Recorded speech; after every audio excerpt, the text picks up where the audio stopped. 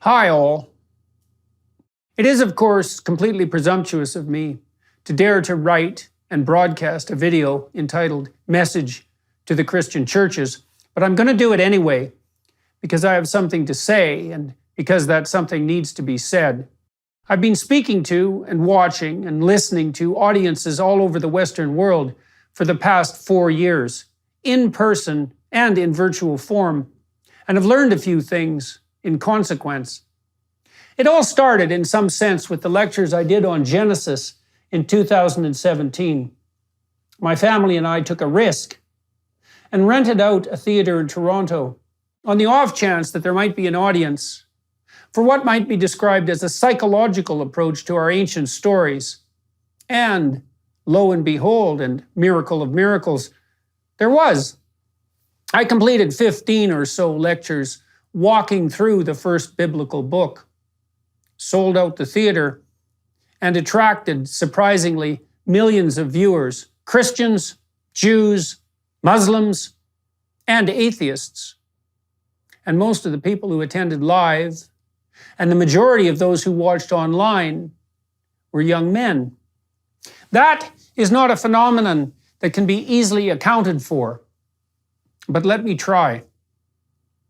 Now, in the West, because of the weight of historical guilt that is upon us, a variant of the sense of original sin in a very real sense, and because of a very real attempt by those possessed by what might be described as unhelpful ideas to weaponize that guilt, our young people face a demoralization that is perhaps unparalleled.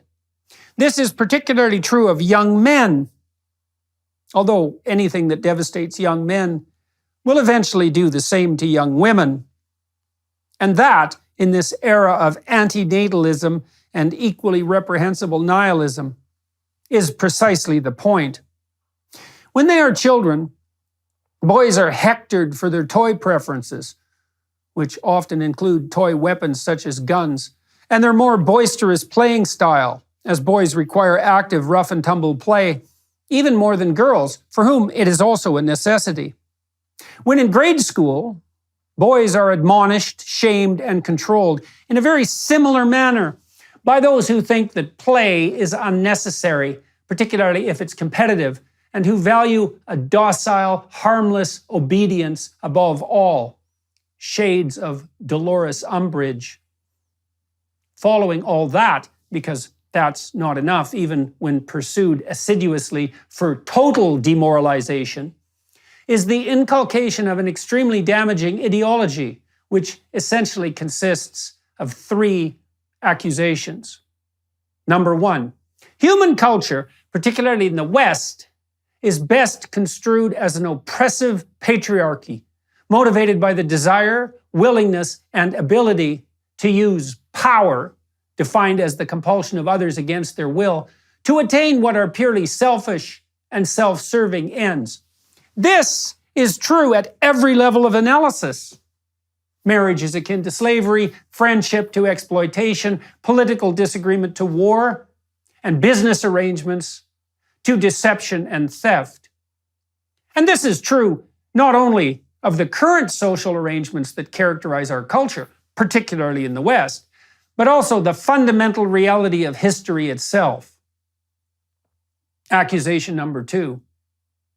Human activity, particularly that undertaken in the West, is fundamentally a planet-despoiling enterprise. The human race is a threat to the ecological utopia that existed before us and that could hypothetically exist in our absence. We might well be construed even as a cancer that threatens the very viability of the complex systems that make up the ecosystem of the earth that shelters and supports us. We are facing a Malthusian catastrophe of overpopulation and biosphere degradation.